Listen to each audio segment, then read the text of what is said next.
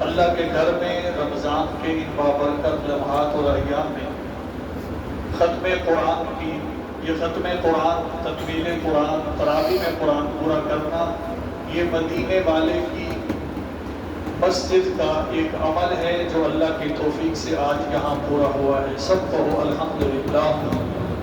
اور اس کے ساتھ میری گزارش ہے کہ یہ جو ساتھی درمیان میں جگہ خالی ہے، اپنی ذمہ داری سمجھتے ہوئے آگے بڑھ کر اس جگہ کو پر کر لیں۔ میں سب ان حضرات سے ملتمس ہوں جن کے سامنے جگہ خالی ہے، وہ اپنے سامنے جگہ پر کر لیں، مجمع بارونق ہو جائے۔ زیادہ بھیڑ نہیں چاہتا کہ بالکل ہی جناب وہ، لیکن جو جگہ خالی ہے اسے پر کر لیں۔ اللہ آپ کو جزائے خیر دے۔ ہماری یہ تقریب تکمیل قرآن،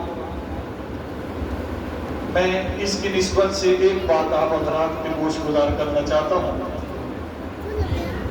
اور آپ کی توجہ چاہتا ہوں۔ حضرت امام شافعی رحمۃ اللہ علیہ فرماتے ہیں کہ رمضان کے مہینے میں تاک رات کے اندر ایک بندہ بیت اللہ کے اوپر ہاتھ رکھ کے حجر اسود کو بوسہ دے کر یہ قسم اٹھائے کہ دونوں جہانوں کے اندر اللہ تعالیٰ نے مجھے یہ سب سے بڑی دولت دی ہے کہ مجھے قرآن کا حامل بنایا ہے۔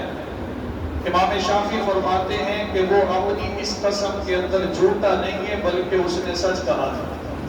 پتہ نہیں آپ کو سمجھ آئی کہ نہیں کہ اگر بندہ بیت اللہ پر ہاتھ رکھ کے حجر اسود کو بوسہ دے کر رمضان کی راتوں، رمضان کے مہینے میں تاک رات کے اندر یہ عمل کر کے وہیں کھڑے اگر قسم اٹھائے جسے اللہ نے قرآن کی دولت دی ہے کہ مجھے میرے رب نے دونوں جہانوں کی سب سے بڑی نعمت دی ہے، تو حضرت امام شافعی فرماتے ہیں کہ وہ بندہ اپنی قسم میں حانث نہیں ہے بلکہ اس نے یہ قسم سچی اٹھائی ہے۔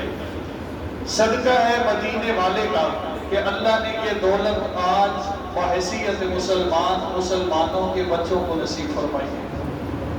حضرت مولانا فضل رب صاحب اللہ تعالیٰ ان کے علم و عمل میں عمر میں برکتیں نصیب فرمائے۔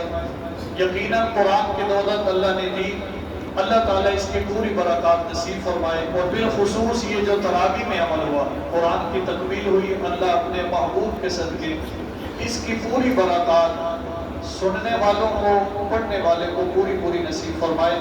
تو اس تقریب سعید کو آگے لے کے چلنے کے لیے میں اپنے اسی ادارے کے طالب علم حافظ